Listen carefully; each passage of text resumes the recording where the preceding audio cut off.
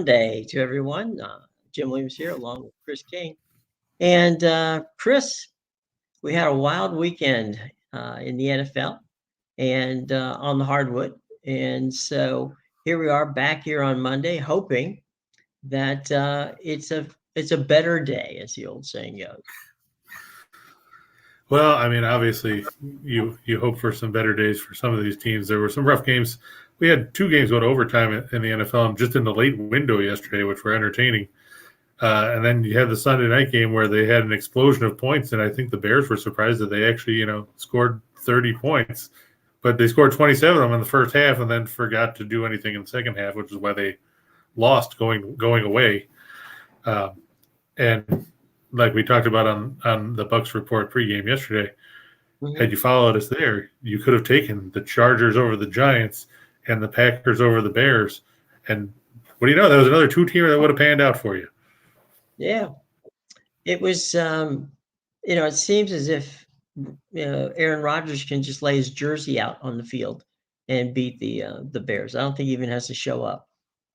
That's true. I mean, they were in trouble early, but I think that what swung the momentum was that 55-yard interception return by Rasul Douglas that made it 14-10. They seemed to wake Green Bay up. I mean, the Bears came back. They took a 27-21 lead at the half, but coming out in the second half, it's like they left their offense in the locker room. But, I mean, you look at that 30-point Chicago scored. They scored on a punt return, and they had 2 long touchdown passes, which isn't really their style of offense. I think Green Bay adjusted in the second half, and that really cost the Bears because they kept trying to go to the same well, but it was dry. Well, the other thing, too, there are a couple others. One was that the Kansas City Chiefs seems to now be the Kansas City Chiefs we thought they were, only with a little more defense than they had last time around. That's true. I mean, the Raiders, I think they made a mistake going out there and standing on the logo in the pregame and having a big conference. It seemed to motivate the Chiefs because on the first offensive play from scrimmage, Josh Jacobs fumbles, they pick it up, run it back for a score, and they were off and running from there. The Raiders, they've looked good in the first couple of weeks after Rich Bisaccia took over after the whole John Gruden fiasco.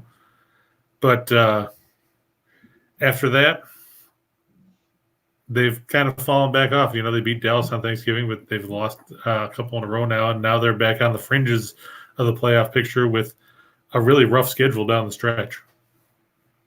Yeah, and the Green Bay, of course, this week, Green Bay has to play the Ravens, and everybody's waiting to find out if Lamar Jackson is going to be able to play in that game.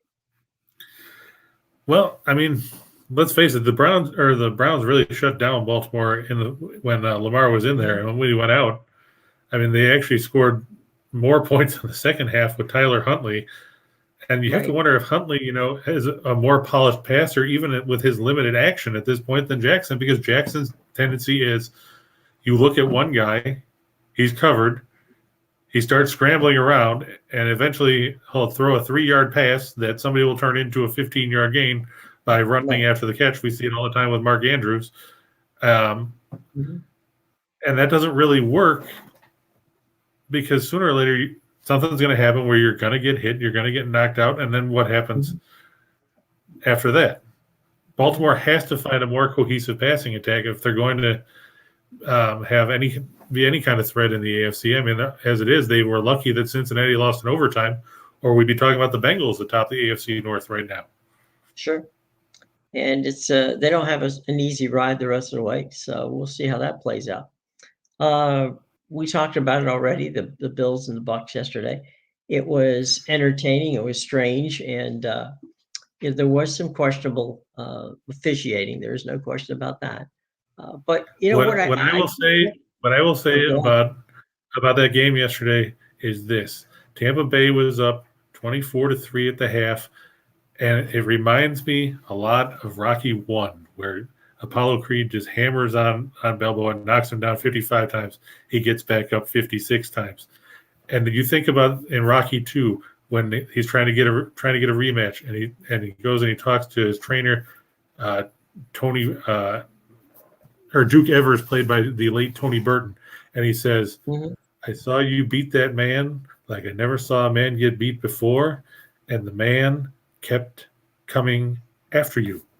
And that's exactly what Josh Allen did to Tampa Bay. They smacked him around in the first half. They had 3 sacks. The offensive line couldn't block. They didn't run the ball in the first half. All of a sudden, in the second half, he's running around. He became the 4th quarterback in NFL history to throw for 300 yards and run for 100 in the same game. He carried that team down the stretch after he hurt his foot. I mean, he was in a walking boot in the postgame. If I'm Bruce Arians, I'm glad that I only have to see him once every 4 years as opposed to playing him twice a year or something like that in the division. Because I will say this, Tampa Bay was fortunate that the Zebras went their way on a couple of critical calls because that game could have gone the other way right down at the end. We talked about it earlier. Carlton Davis, if you're going to mug a guy and they're not going to throw a flag, of course you're going to do it again. But if you're going to call Levi Wallace for defensive pass interference when you get dragged into him by the receiver and you're not going to call it on the other side, those are 2 plays that could have swung the momentum of the game because if it happens at the end of regulation, Buffalo has the ball first and goal at the 1 with 24 seconds left as opposed to kicking a field goal to tie the game and force overtime. You have to be more consistent officiating-wise. We've seen it. We've seen all kinds of stupid calls all year long with these officials. We've seen phantom roughing the passer calls where the guy falls down. We saw one even on Monday night where Buffalo was the beneficiary, one where the guy pushed the guy out of bounds when he was still inbounds, and they flagged him for unnecessary roughness. We've seen horrible calls on delay of games or on replays, and it's a league-wide thing. You have to wonder, when is this going to get fixed? Because it's affecting games that have big impact on the standings. The funny part of this too is that I don't know if people realize it, but those of you out there greatly appreciate it as you're watching us on Facebook, Twitch, YouTube, Twitter, whole bunch of folks out there. Please remember, by the way, if you're watching us on YouTube, hit the favorite button, the like button, and subscribe. If you're watching us on YouTube, by all means, hit the like button. Same on Twitch, same on Twitter. But one other thing, look, I think the Bills get great credit for coming back. I mean, they could have just packed up and left, and they didn't. Yeah, it could have been 38-10. It really, they did a fantastic job of coming back and proving that they're worthy of being in the conversation. And there's still time for them to make it, and I think they will make it to the playoffs. But Josh Allen proved yesterday that he remains one of the elite quarterbacks in the league, as did Justin Herbert in his game against the Giants. So you got 2 good ones. Now you said, and in point of fact, you did. You said the biggest mistake, the biggest problem that the Buccaneers are going to have is if he runs to the right, then he's dangerous. And obviously Todd Bowles wasn't paying attention to the show, or maybe he would have figured that out. Well, I mean, I did give Todd Bowles credit in the first half, especially on the first scoring drive for the Bills when he dropped. He looked like he was going to rush the defensive end, and he dropped him back and covered and forced Allen to overthrow or Gabriel Davis in the end zone. Right. And then they had to settle for a field goal. I didn't like some of the play calls. I think they got hurt early by the Fournette touchdown run that put them on their heels early. And obviously, like we said, Tampa Bay has a ton of receiving options that they can go to. I think if Tre'Davious White had been there, it would have been a different story. You wouldn't see Chris Godwin catching 7 balls in the first half. I will say it was a great catch by Mike Evans in the corner of the end zone on that high point ball for the touchdown that went just over Micah Hyde's hands. Yeah. There's not a lot of guys that are going to make a throw like that. But in the end, it's what we expected was going to happen. We were going to see a ton of points. We were going to see a game that went down to the wire. It didn't look like that at halftime. And, it's always fun to watch the talking heads like Boomer Esiason and Bill Cowher talk like, the game's over, which we've seen happen more times than we can count, where they think a game's over and all of a sudden something happens. And it ain't. Buffalo may be the best 7-6 team that you've ever seen in the NFL because, I mean, if you look at it, The only game they've been blown out was by the Colts. They lost to the Steelers based on a blocked punt. They lost to Jacksonville because they forgot to show up. I'm not going to defend that loss. That's basically what happened. They didn't show up. They thought if they were on the field, they would win. They lost to New England in a windstorm. And none of their games other than the Colts game has been a blowout. All their games are close. They lost to Tennessee in that game where Allen lost his footing on fourth down.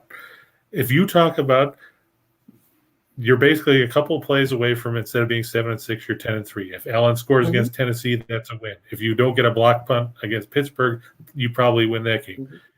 If you don't have a windstorm wreaking havoc, you probably beat New England because they might not have run the ball 57,000 times. Right. And, yesterday, if they had thrown a flag on Carlton Davis, I'm not saying they would have scored. Something may have happened, but you had a chance where they would have had first and goal at the 1. You could, instead of being 7-6, we could be talking about them being 11-2. True. That just shows you how narrow the margin is in the NFL these days. Yeah. We're going to get to college basketball. On Saturday, because for some reason I either have no life or was checking something out at 10 o'clock, I tuned in, and it was UCLA playing Marquette at Marquette.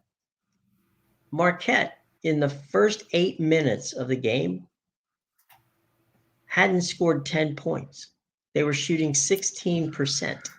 And I'm looking at this going, Shaka Smart must be just wanting to, ram his head through a wall. Yeah, I don't know what it is with Marquette. They're obviously not the same team they were when Wojo was the coach there. And it's going to take some time to get some players in that play Shaka Smart system. But you can't sit around and shoot as poorly as we've seen them shoot at times this season. On top of that, they don't play defense all that well. They give 89 to Wisconsin last week, and we all know Wisconsin is not an offensive team. No. So, well, I'll tell you what. Now that we're in the hardwood, and specifically the NCAA, let's go to your first group of NCAA games. Here we go. All right. Well, before we do that, we'll just touch on some of the stuff that happened Friday, too, that we talked about since we didn't get a chance to recap over the weekend. We told you that Vermont would beat Brown on the road, and that panned out. We said Furman would beat App State, and that one came through for us, too. We told you to take Kansas City over Green Bay, and the battle of, you're like, who are these teams and why do they exist? And that game panned out as well. So it was a good day on the college hardwood. We look to keep that going here today to start the new week. And like you said, we're going to go to Milwaukee, where Rhode Island from the A10 goes to take on Milwaukee out of the Horizon League. Rhode Island 7-3 this year. Milwaukee just 2-7. Rhode Island's beaten Boston College twice, and they've beaten Harvard on the road, so it's not like they're beating a bunch of scrubs. The Rams are 34th in the nation in effective field goal percentage at 54.9%. They're very good on the offensive glass. They're 48th in three-point shooting, and they're 50th from shooting inside the arc. Meanwhile, you're facing a Milwaukee team that allows opposing teams to shoot an effective field goal percentage of 47%. They're shoot 47% offensively. They're going to face a Rhode Island team that is 18th in effective field goal percentage defense at 43.6%. Fifth in two-point field goal percentage. As opponents shoot just 40% from inside the arc, and they lead the league in block percentage. Milwaukee has struggled all season long when it comes to putting points on the board. They are 7-19 against the spread in their last 26 at home, 4-14 in their last 18 at home against teams with a losing road record, and they're 1-5 in their last 6 after a straight-up loss. If that's not enough for you, Milwaukee's 0-4-1 in their last 5 against the spread on Monday. The Rams go on the road and even their record on the road at 2-2 as they take care of business and tame the Panthers. Rhode Island has always been a really good little program, and that's true. They've been consistent. They've been winning. They do it under the radar for sure, but they show up in the tournament from time to time. So, it's tough when you have Providence right in that state, sucking up most of the oxygen from the press. Right, and it's a little state to begin with, so there's not that much oxygen to suck up. So where are we going? Yeah, my roommate in college said you could drive across the state in 30 minutes. So that's enough for me. Yeah. He's not wrong. Now we're going to back to the Silvio Conti Forum in Chestnut Hill as Boston College, a big favorite tonight over Albany. Albany from the American East Conference. They are 2-7 this year and 0-5 on the road. Meanwhile, Boston College 6-0 this year at home, including that 73-57 win about a week and a half ago where they beat Notre Dame, when we told you that there was no reason why they should have been an underdog at home in that game. And then they promptly went out and beat Notre Dame right off the floor. Albany, in their 5 road losses, 4 of them are by at least 13 points. Albany is just 350th in scoring offense at 57.4 points a game. They're 343rd in field goal percentage, shooting 38%.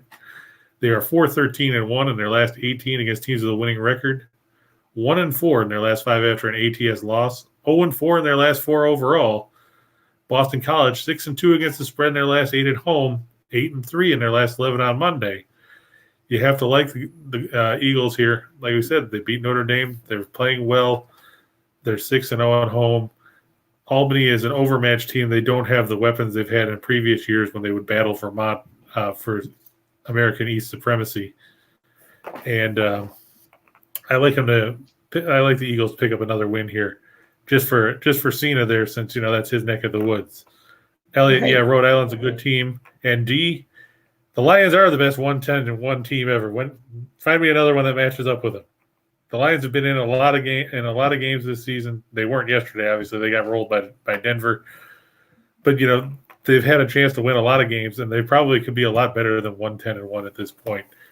I mean, look at some of the bad breaks they caught. The 66-yarder by Tucker that bounces off the crossbar twice and goes in. A 54-yarder by Greg Joseph in Minnesota at the buzzer. Right there's 2 wins they could have had. They probably, they ended up beating Minnesota to avenge that one last week. But I mean, the Lions could easily have 4 or 5 wins at this point if things had broken their way. Well, even the Steeler game where they tied.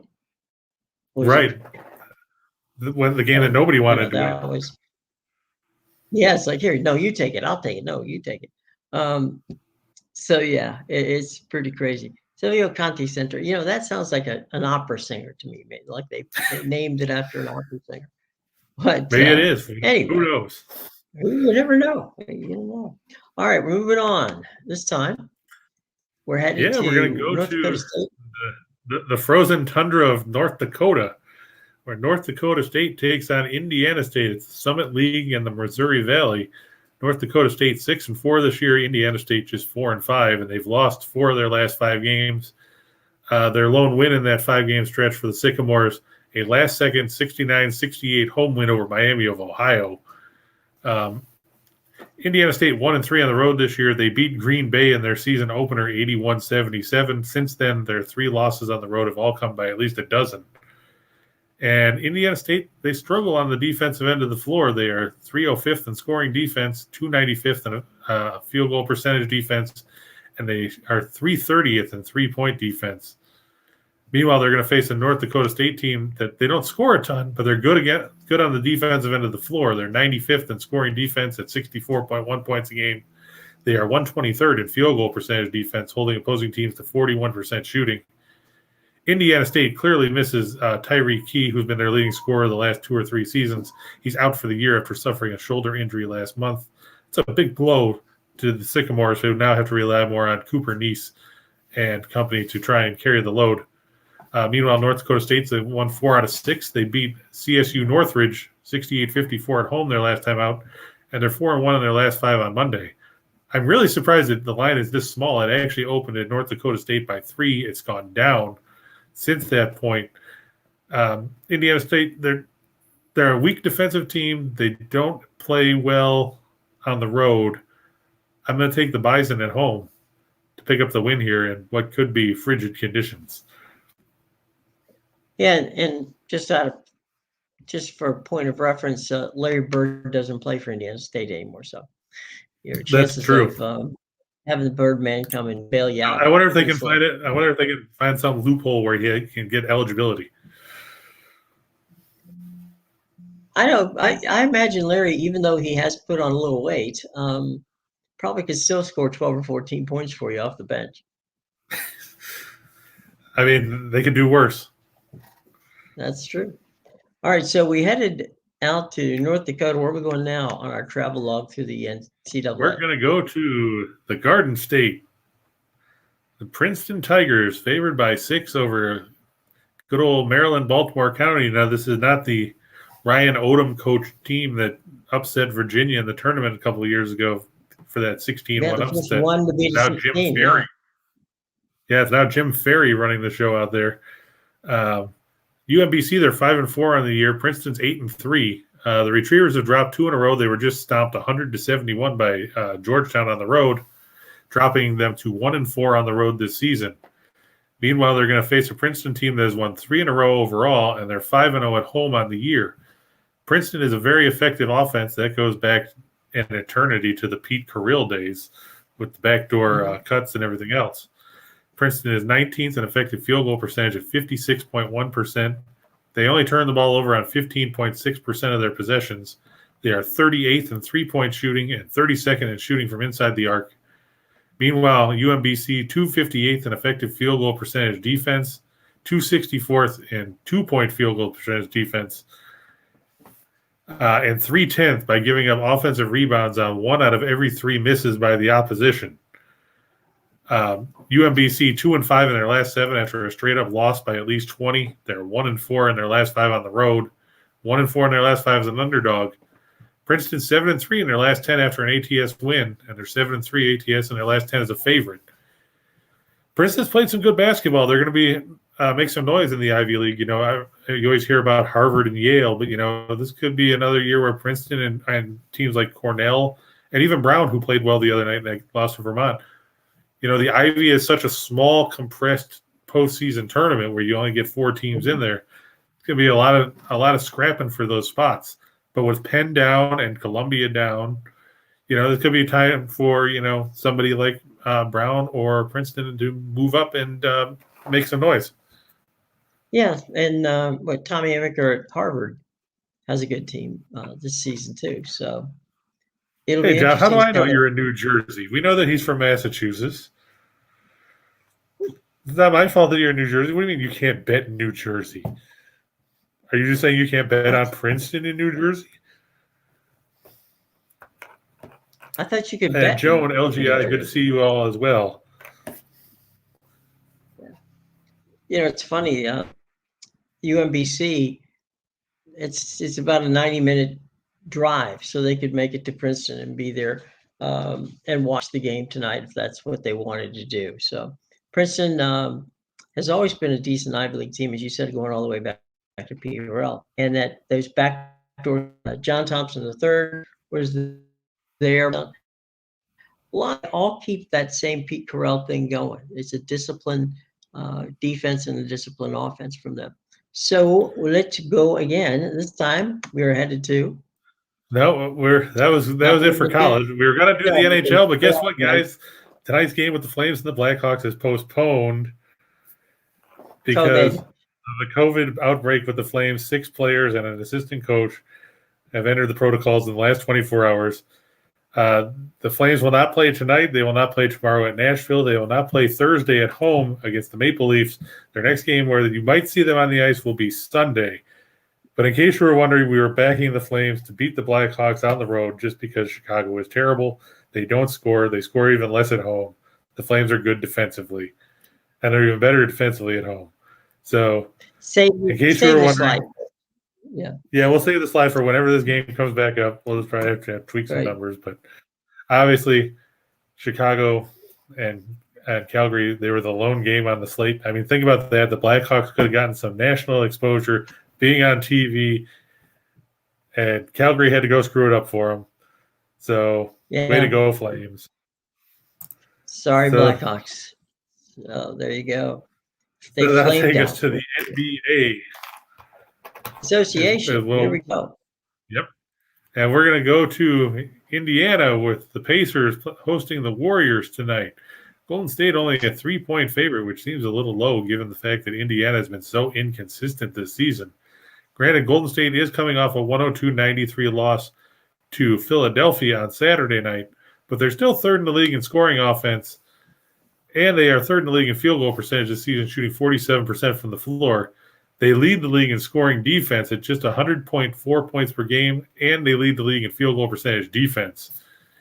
Indiana, yeah, they've won 3 in a row, but they're in the middle of the pack in scoring offense and in scoring defense this season. Golden State, they're 10-1 in their last 11 after a straight-up loss. They are 4-1 in their last 5 after an ATS loss. They are 22-6 against the spread in their last 28 after allowing at least 100 points in their last game. Indiana 3-9-2 in their last 14 on Monday. The Pacers also a dismal 1-7-1 in their last 9 on 2 days of rest. Golden State's won 4 of the last 5 in Indiana. Tonight might be the night where you see Steph Curry break Ray Allen's record for career three-pointers. The Warriors should cover the line here, beat the Pacers. I just have no faith in an Indiana team that has been so up and down, where one night they look like world beaters. Yeah. One night they look like world beaters, the next night they lose to, insert doormat here. ESPN now has, starting tonight, they're going to, every time that Golden State plays, they're going to break in if it looks like that Steph's going to break the record. So I'm not quite sure how that works. They dip in after he did it or when he's posting for a 3 or what. I have no idea how they're going to work it. But if you they would have been better off just trying to get the rights for all the games. Right, exactly. Just keep playing. Just trying to cut in. Because it's not like baseball when McGuire and Sosa were trying to break Roger Maris's record. You can't just cut in for an at bat. No, or you couldn't cut in for a shot either. So that's not going to work out. So we'll see. But if you do want to see it, it'll be on tonight somewhere on ESPN sometime during the evening. Well, Jim, John wants to know if you're feeling better now. So I'm good. Thank you for asking, John. It's all good. Maybe he'll give you a belt. Right. So anyway, John out there in one of our, John's been with us since day one. So we got to, John, hang in there, buddy. We're having fun with you. All right. So now we leave the Golden State game and we go to. We're going to go to the shore of the Lake Erie to the house that Dan built, the Rocket Mortgage Field House, where the Cavaliers are hosting the Heat. Cleveland's favored by 5, which seems a little high for me. I get it that Cleveland has won 7 out of their last 9, but they're playing the third game in 4 nights. They beat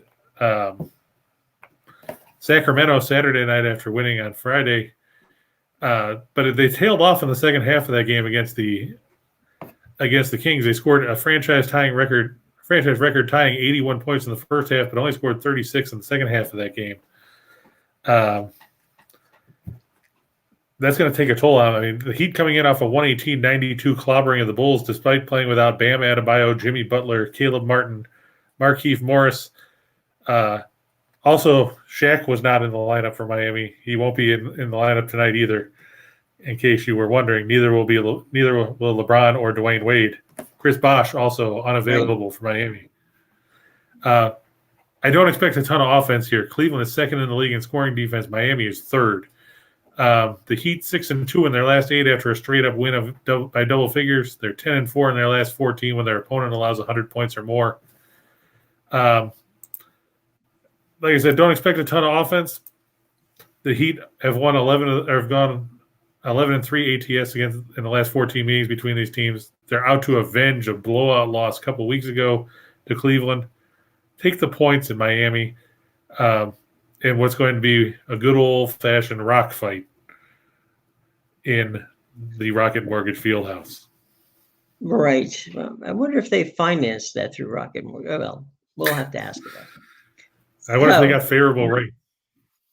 Favorable rates, possibly. So, okay. We have any more NBA games coming up on Yep, we've got 2 because since there was no hockey, I had to throw out some extra basketball for everybody. You got to do something, right? Yep, and we got Memphis playing at home. Mark Cohn walking down Beale Street looking for Elvis. The Grizzlies, a 3.5-point underdog against the 76ers. But I like them here. I mean, Memphis has won 2 straight. They've won 7 out of their last 8. They now lead the Southwest Division because Dallas has gone south. Philadelphia, yeah, they've won 4 of their last 5, but after starting 8-2, even with that hot stretch in the last 5 games, they're just 7-10 in their last 17. Memphis has won 7 of the last 10 meetings between these teams outright. Philadelphia 2-8-1 in their last 11 after scoring 100 points or more. They are 1-6 in their last 7 when their opponent gives up 100. And Philadelphia just 1-5-1 against the spread in their last 7 after a straight-up win. Meanwhile, Memphis is 5-0 in their last 5 on Monday, 4-1 in their last 5 after an ATS loss, 6-2 ATS in their last 8 overall. Philadelphia, they're healthy, but they're still not doing a ton offensively, and that's got to be a point of concern at this point. I mean, you've got Joel Embiid, you've got Tobias Harris, you've got good guys on the bench with Shake Milton and George Niang and Furkan Korkmaz, and you've got all these guys. Obviously, we know that Ben Simmons, sure, you miss him, but he's not a big offensive guy. You rely on him more for defense. And a lot of stuff heating up in that about Simmons potentially being traded, but one of the premier destinations was Portland, and the Trailblazers say they will not ship Damian Lillard out in any deal involving Simmons. Now, Jim, if you were in charge of the Trailblazers, would you deal Lillard for Simmons? No. Simmons is a good player, but I just know a lot of general managers who were not sold on making trades for Simmons. I don't know that you're going to get value for it. I mean, what are your thoughts about it? I mean, Ben can play when he wants to play. The problem is, when does he want to play? Right, and I mean Simmons, he's good on the glass, he's good defensively, but you can't rely on him to shoot anything outside of 8 feet. So He's not a good floor spacer, whereas opposed to Lillard, who's a good distributor, but he can also, we've seen him knock down some ridiculous shots. There was the one a couple of years ago to knock Houston out of the playoffs. And plus, like you said, what kind of headspace is Simmons in right now? I mean, he hasn't wanted to play all season. He kind of faded into oblivion down the stretch in the playoffs last season. I don't know if you can rely on him in clutch situations. I'd rather have Lillard. It's true, but I don't see where Portland benefits by getting Ben Simmons. Yeah, I don't know why Portland would want him. I mean, granted, he's a good wing defender and everything, but you'd have to think that there's a better option that you can go out and get from somewhere than potentially dealing away one of your stars to get a guy that, and we'll put this generously, is mercurial at best. It's one of those trades that are made by fans, okay? It's like, because fans always say, well, let's take somebody we don't like and trade them to somebody we really do like. And it's like, okay, well, that's fine, but in theory, but in reality, actual general managers don't look at it that way. They have to look at it and go, you're sending me a guy who's got head case in Philadelphia, taking him out to Portland. He's not a West Coast guy, he's an East Coast guy anyway. So I'm not only going to get problems, I'm going to get a guy who I don't know what he's going to do when he gets here. That's true. That's a very valid point. Is basically at this point, Simmons is like what Forrest Gump would say: life is like a box of chocolates. You don't know what you're going to get, and you don't know what you're going to get with Simmons, other than a guy who can't shoot from outside of 10 feet on a good day. That's the one thing with Ben Simmons is he can't shoot. But I guess the one thing you can say about it is what Dennis Green would say: Ben Simmons is who we thought he was, a guy that can't shoot. That's right. Hey, how about the Clippers? Yeah, how about the Clippers? They're going to host the Suns tonight. Phoenix, of course, they had that 18-game win streak. They've won 2 straight since losing to Golden State, so that gives them 20 wins in their last 21 games. The Clippers have won 3 straight, but if you look at their last 2 games, they haven't been pretty. They beat Boston 114-111, and they scuffled past Orlando 106-104 on Saturday. Now, the Clippers, of course, don't have Kawhi Leonard. Paul George is doubtful. He's missed the last 2 games with a sprained elbow. Nick Batum is questionable. The Suns won't have Devin Booker as he continues to rehab that hamstring injury. DeAndre Ayton is questionable. But let's face it, the Suns have a ton of depth. Otherwise, you don't win 20 out of 21 games just because you have 3 guys. The Suns are fifth in scoring offense this season at 111.4 points a game. The Clippers just 19th in that category. Phoenix 4-1 in their last 5 when their opponent scores at least 100 points. They're 11-4-1 in their last 16 after a straight-up win by double figures. They're 8-3 in their last 11 after an ATS win. Meanwhile, the Clippers 1-6 against the spread in their last 7 after a straight-up win. They didn't cover the other night against the Magic. How do you only beat the Magic by 2 at home, no less? That game was disturbing on so many levels. The Clippers 1-6 against the spread in their last 7 at home. They are 0-4 in their last 4 at home against teams with a winning road record. I like the Suns. This line's actually gone down. They were originally favored by 3. It's down to 2.5 now. Even if we know, like I said, we know Booker's not going to play, but without George, the Clippers, they suffer on both ends because George is obviously an all-defensive team player, and he's also their primary scoring option at this point in the season with no Leonard. They can't keep up with the Suns on either end without him. Look for the Suns to pick up the win in that contest. No, John. PG-13. I was going to say, John, I wouldn't trade Irving for Simmons. I don't think Doc Rivers wants anything to do with Kyrie Irving. I don't know how he would fit in with their system because you've already got Embiid who wants to have the ball in every possession. Adding Irving into that mix would kind of start to give you the Westbrook LeBron vibe in Los Angeles. So, and how would Simmons fit in when you've already got Harden and Durant? I mean, Simmons, he can play defense. We talked about it, he can't shoot. So he's not a floor spacer. I mean, you're basically looking at Ben Simmons is a shorter version, and this is going to be a throwback, but you'll appreciate it, Jim. Ben Simmons is basically a shorter version of Mark Eaton on the offensive end of the floor. Yeah. Because all Eaton could do was dunk. But, that can you count anything else out of Simmons? Probably not. So at least Eaton, he could block shots. And, of course, it's the late Mark Eaton. But, I used to love watching him play on the defensive end of the floor. And when you would read the box scores in the games, it would be like, I still remember a game from 1990 late in the season where the Jazz beat the Lakers. And it said, Karl Malone had 27 points, 11 rebounds, and Mark Eaton made a critical dunk with 11 seconds left to help the Jazz pass the Lakers. I'm like, that's Mark Eaton in a nutshell. Mm-hmm. You got a dunk. That's all you get out of Simmons. Occasionally. Yeah. But, I mean, if you were Steve Nash, do you want Ben Simmons in your rotation with Durant and Harden, Jim? Nope.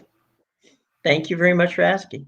But no, I don't. And I don't. What do you think, Nathan? Would you take Kyrie Irving on the Nets? How about any of you guys out there? Would you take Kyrie Irving on the Nets right now? Would you trade Kyrie Irving for Ben Simmons? I'd like to hear what you guys have to say about it too.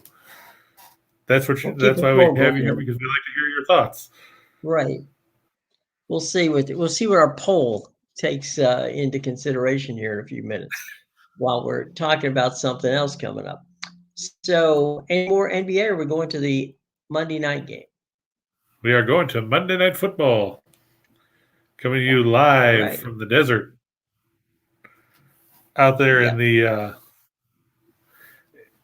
at State Farm Stadium where the Cardinals are 2 points. Yeah, I remember that. It used to be the University of Phoenix Stadium. Yeah. The Cardinals a 2-point favorite over the Rams. The Cardinals won the first meeting this year. They won 37-20 as a 3.5-point underdog back on October 3rd, where they completely befuddled the Rams. The Cardinals 9-3 against the spread this season. The Rams are 5-7. The Rams will not have Darrell Henderson tonight. He's in the health and safety protocols, which means Sony Michel will be the starter at running back. The Rams haven't been all that effective on the ground this season anyway, as they rely mainly on the pass. The Rams snapped a 3-game losing streak last week because they beat Jacksonville 37-7 at home, but it's Jacksonville. So, as Gene Smith would tell you, that's like beating the Little Sisters of the Poor.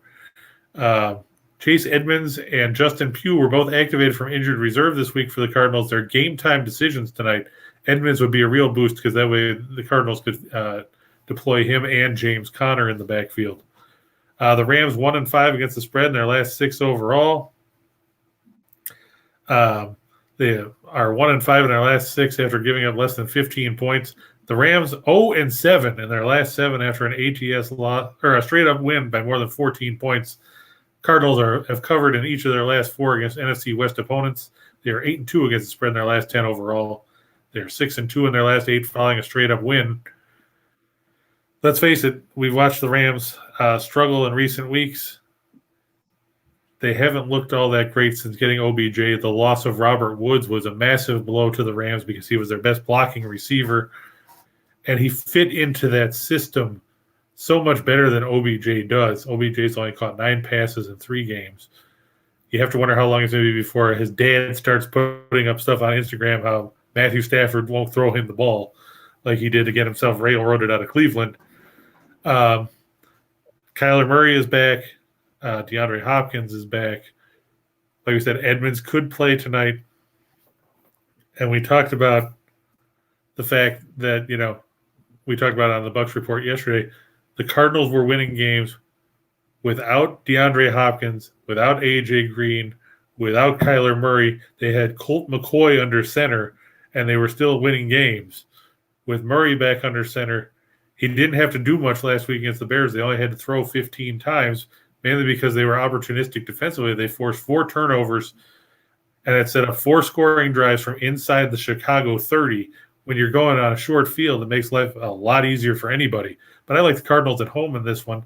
I can't trust the Rams, given the way that they've kind of tumbled of late.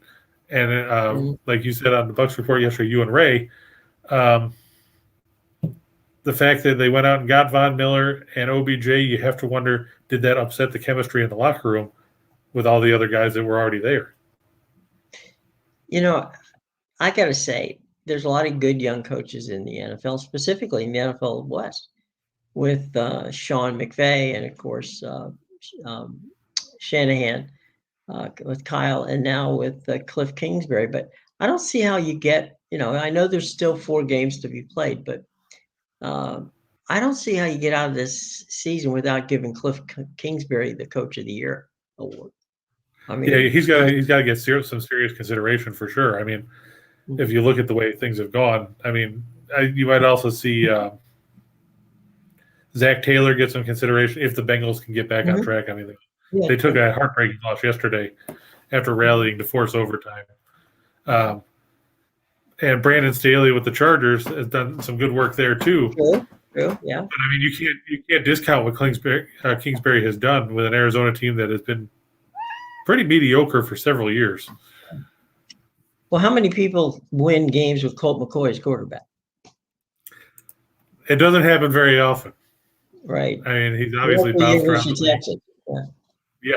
So, they might want to get him, see if he has any eligibility left too. Eligibility left. But I don't know. No, that's it's good. I was going to say Sark could probably use him. Yeah, that's true.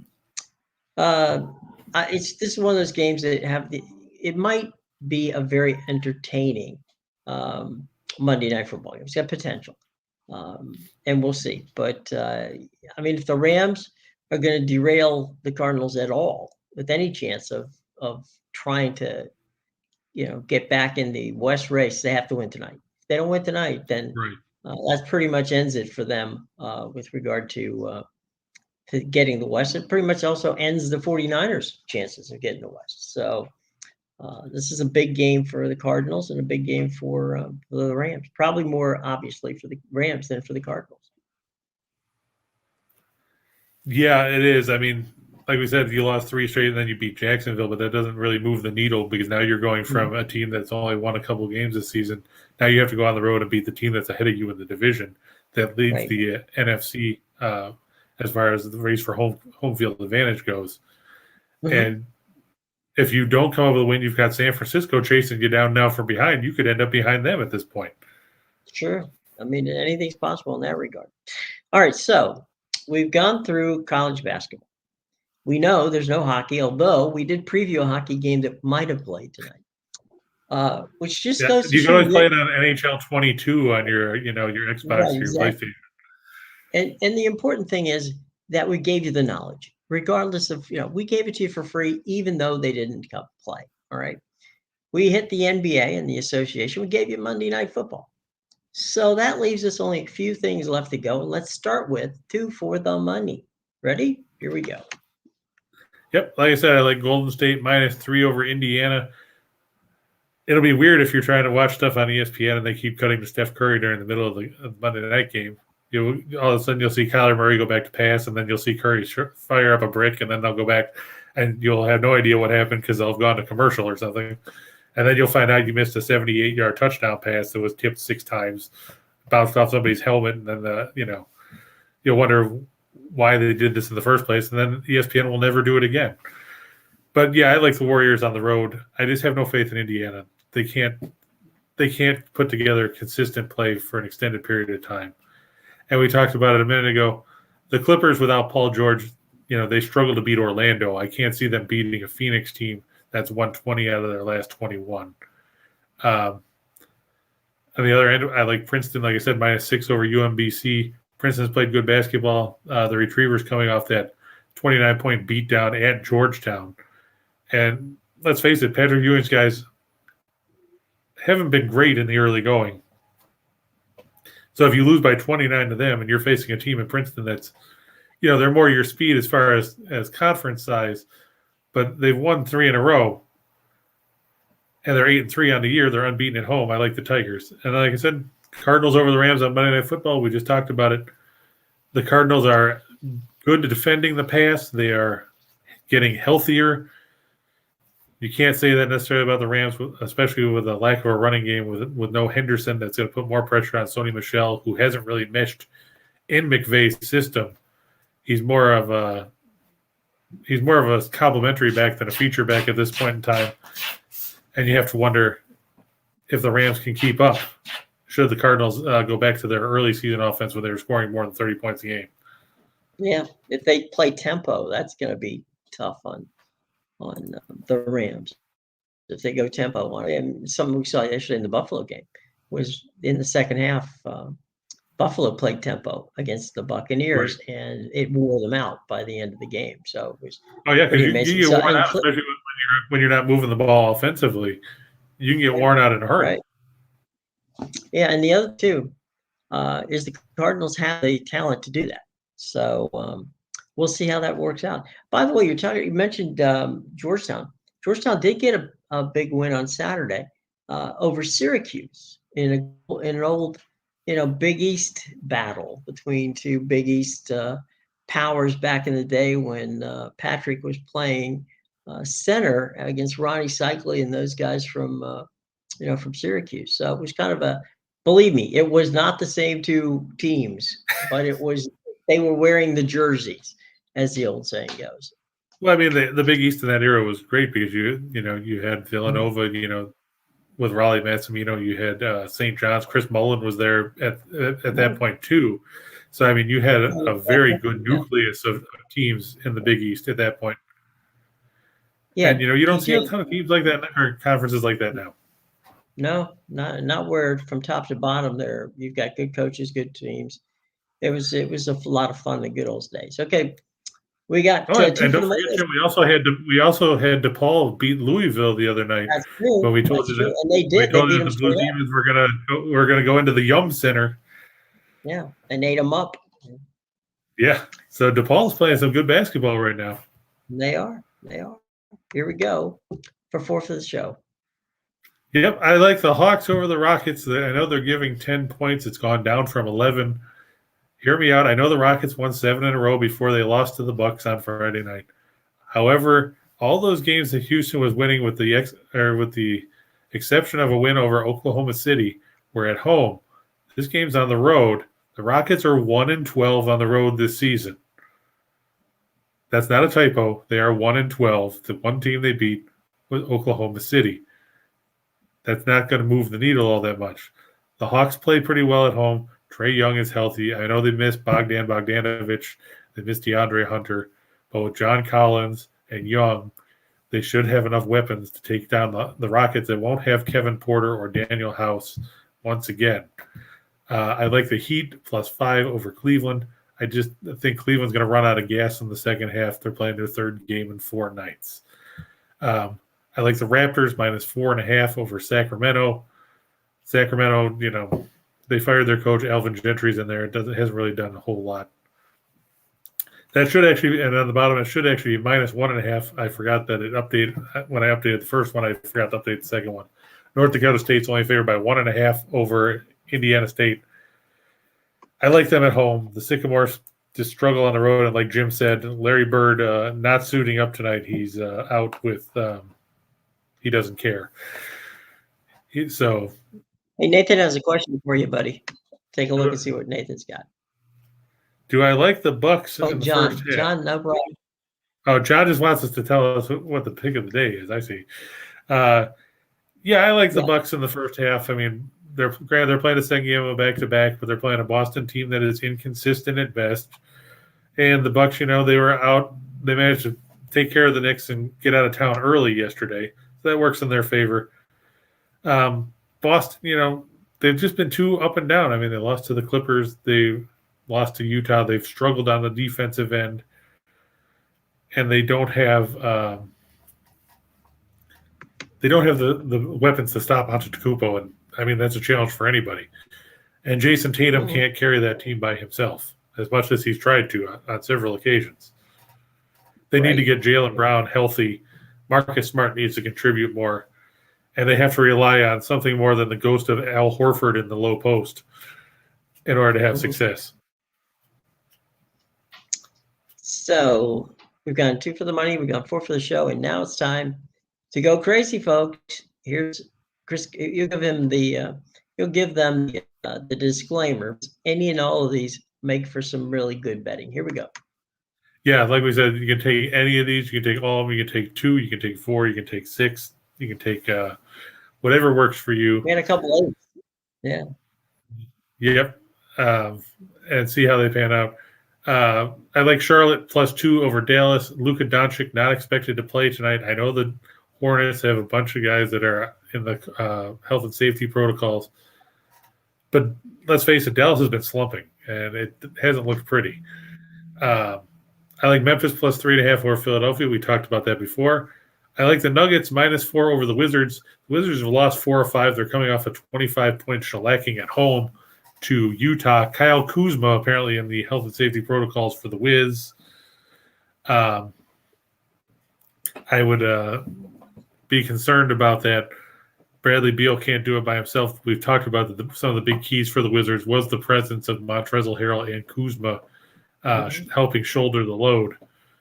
So look for the Nuggets there. We talked about the Blackhawks game being postponed, so we'll just blow past that. I think the Cardinals and Rams stay under 51.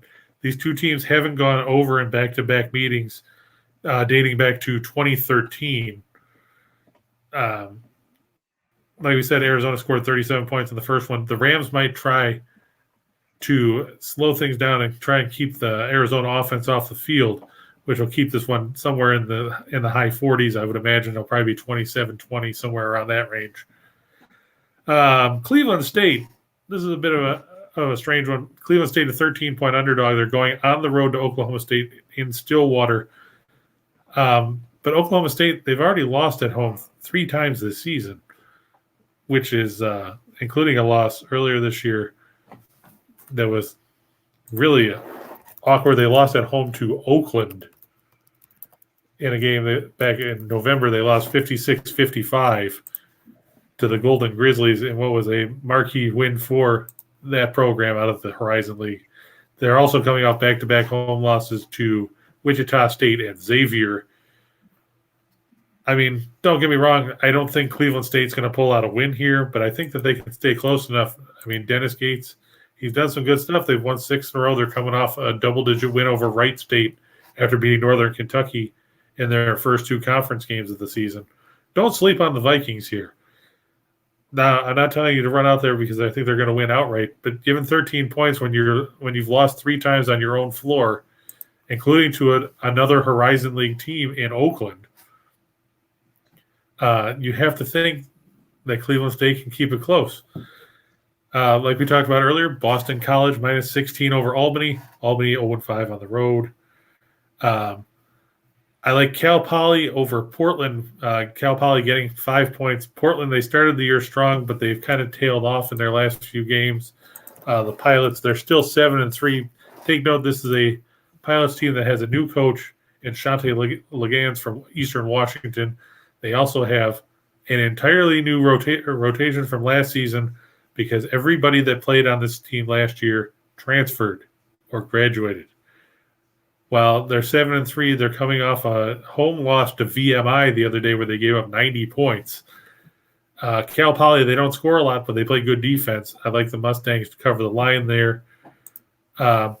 Sacred Heart and Columbia. It shows you how weak the basketball schedule is. Sacred Heart on the road. I like them giving 3.5. Columbia just 3-8 on the season. They don't score a ton. I like George Washington giving 3.5 at home over Radford. And another game of mid-majors, George Washington coming out of the A-10. They're coming off a win in their previous game. And in the game that tipped off at 1 o'clock, which I didn't realize it was going to tip off that early, Northern Illinois and Chicago State. Good for you if you like Chicago State. They were 0-9 last season. They struggled this season. They've struggled for an eternity. Nobody likes them. But I look for that game to go over the 125. It's not a very high total considering the way the Cougars play defense, also seen as not very well or not very often. So look for that to go over. We're going to give you guys a homework assignment. And that is come up tomorrow with an idea of how and who Ben Simmons might be traded to. Okay. So come back tomorrow with where you think Ben Simmons is going to go. And we'll be looking for that. That'll be an interesting situation. We will also accept hell in a bucket as an answer. Right, exactly. Any trade you want to make, bring them with you tomorrow. Chris, any final thoughts before we get out of here? Well, I mean, everybody wants to know what the top pick of the day is. I've got to lean towards the Suns over the Clippers, like we said. Phoenix has won 20 out of 21. The Clippers just 1-6 in their last 7 at home. And they beat Orlando by 2. Without Paul George, the Clippers are not the same team. Obviously, they would love to have George and Kawhi. But who knows when we're going to see Leonard on the floor again. Without George and Leonard, you're talking about those guys combined to average 50 points a game last year. Without them on the floor, who are you looking to score? The Suns are good on both ends of the floor. They've won without Devin Booker. I like the Suns minus 2.5 on the road at the – what is it? The crypto? Is it crypto.com? Currency, yeah. The cryptocurrency. The building that's the Staples. That's still the Staples Center until they decide to change the name. Right. Either way, I don't like the Clippers at home. No matter my top pick would have been, had it not been postponed, my top pick would have been Calgary over Chicago, just given as well as the Flames have played on the road this season and how they only give up 2.06 goals per game as a road team. But of course, they had to go and screw that up for everybody. Also, one last thing, a shout out to Bruce Boudreau as the Canucks now 4-0 under his tutelage as they beat Carolina 2-1 last night and what was a disappointing showing for the Hurricanes. But hey, all of a sudden Vancouver, I'm telling you, Bruce, quit while you're ahead, take the money and run. Yeah. I was going to say we might as well keep betting against him but that way he'll be assured of winning. So, yeah, I mean, that's true. I mean, you have to wonder, is he the new coach? Is he the coach? Well, yeah, they're going to catch up to him eventually, but I mean, they're playing good hockey. I mean, they blanked the Kings. They gave up 1 to Boston. They beat Winnipeg in a shootout 4-3, and then they gave up 1 to Carolina. All of a sudden, they're getting good defense, or they're getting good goaltending. They're playing well on their own end. They're not giving up a ton of high danger scoring chances, and they're getting enough offense to get a win. This isn't the way you're used to seeing Bruce Boudreau. You're used to seeing him win 6-5. You're not used to seeing him win 2-1. And one last thing. Yeah, go ahead. Let's give a shout out to Barry Trotz. The Islanders get off the schneid at the UBS Arena. They beat New Jersey 4-2 Saturday night. I can't beat up on them necessarily again or for a while because they actually picked up a home victory. So kudos to you, Barry. It's about time you guys actually won on your own home ice. Hopefully that can help you guys turn things around because it's a crowded Metropolitan Division race where the Rangers, the Capitals, and the Hurricanes all separated by 1 point. Yep. When you get right down for the 3 guaranteed playoff spots in that division. Absolutely. Well, Chris, as always, thanks, my friend. Be sure to stay here on the Winners and Whiners Sports Betting Network because coming up at 3:00 is Back to the Window with our buddies from the show, Scott and Scott. So by all means, hang in there. We'll be back tomorrow at 1:30. Be sure to join us and remember your homework assignment. Till then, for my friend Chris King, I'm Jim Williams saying have a lovely day and enjoy Monday Night Football.